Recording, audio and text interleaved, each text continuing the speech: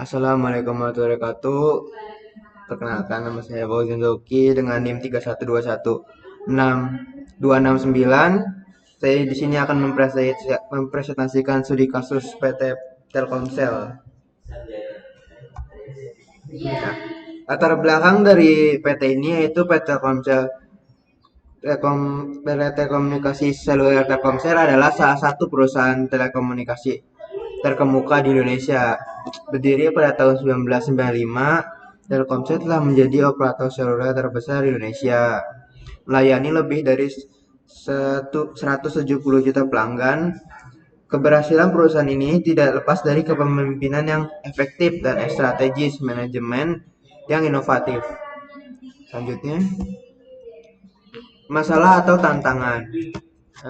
Masalah atau tantangan di sini persaingan yang ketat. Yang pertama itu persaingan yang ketat, yaitu industri telekomunikasi di Indonesia sangat kompetitif dengan kehadiran beberapa operator besar seperti XL, Axiata, Indosat, Uridu, dan lainnya.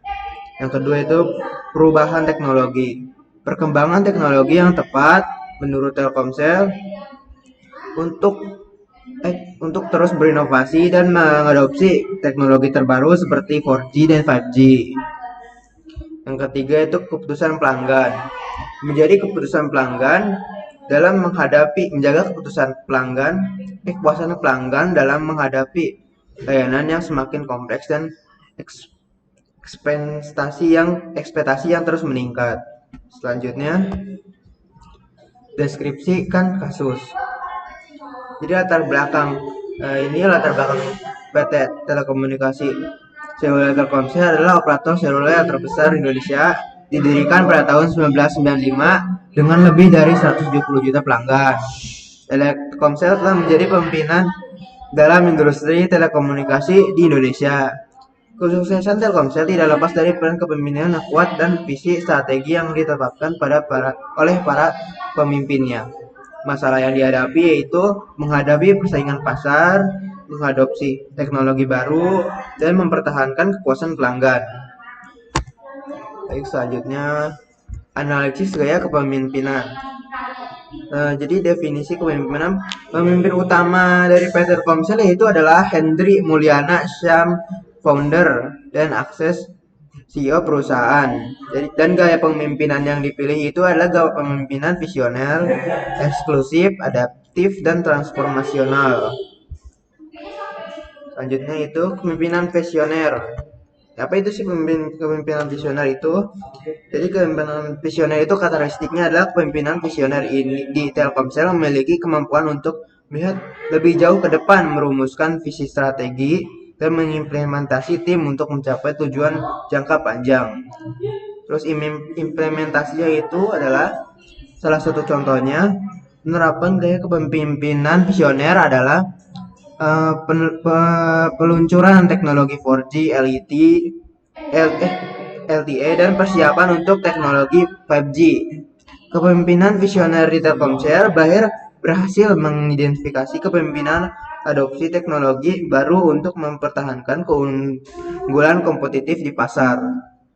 Dampak positifnya itu visi yang jelas dan arahan yang strategis membantu Telkomsel dapat mengarahkan investasi dan sumber daya untuk mengembangkan infrastruktur teknologi yang unggul.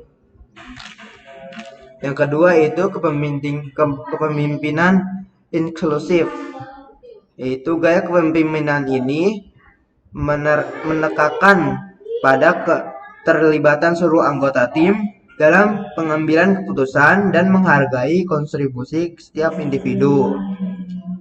Implementasinya itu Telkomsel mendorong budaya kerja kolaboratif dengan komunitas yang terbuka dan bekerja sama antar divisi. Program pengembangan karyawan juga merupakan komitmen Telkomsel terhadap kepemimpinan inklusif di mana karyawan diberikan kesempatan untuk terus belajar dan berkembang. Dampak positifnya itu kepemimpinan inklusif ini menciptakan lingkungan kerja yang positif dan produktif serta meningkatkan kepuasan dan loyalitas karyawan yang pada akhirnya berkontribusi pada peningkatan kinerja perusahaan. Selanjutnya yaitu kepemimpinan adaptif.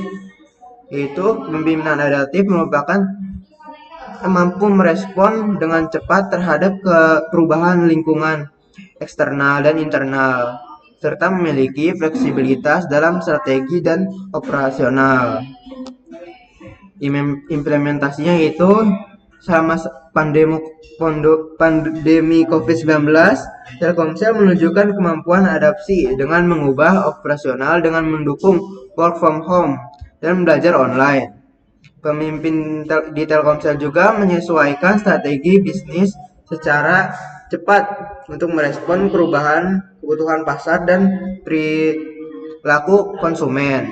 Dampak positifnya itu dari kepemimpinan ini yaitu kemampuan untuk beradaptasi dengan cepat dan dapat dengan cepat membantu Telkomsel tetap relevan dan kompetitif di tengah kondisi yang dinamis dan tidak pasti. Yang selanjutnya itu kepemimpinan transformasional. Yaitu kepemimpinan transformasional ini berfokus pada inspirasi dan motivasi karyawan untuk mencapai potensi tertinggi mereka, serta membantu perubahan positif dan dalam organisasi. Implementasinya yaitu Telkomsel menetapkan transformasi digital dan signifikan perkenalkan layanan digital seperti aplikasi Mail Telkomsel dan platform MyEdge. Pemimpinan transformasional di Telkomsel juga mendorong inovasi dan kreativitas dalam mengembangkan produk baru dan layanan baru. Dampak positifnya itu transformasi digital yang dipimpin oleh pimpinan transformasional telah membawa perubahan positif dengan cara Telkomsel beroperasi dan berinteraksi dengan pelanggan, meningkatkan efisiensi dan kepuasan pelanggan. Selanjutnya itu solusi dan rekomendasi. Solusi untuk menghadapi persaingan pasar itu dengan melakukan strategi diferensiasi produk. Solusinya itu Telkomsel harus mengembangkan dan meluncurkan produk serta layanan yang unik dan inovatif yang berbeda dari pesaing. Contohnya itu pakai data yang bermanfaat, tambahan seperti akses gratis ke aplikasi tertentu atau konten eksklusif.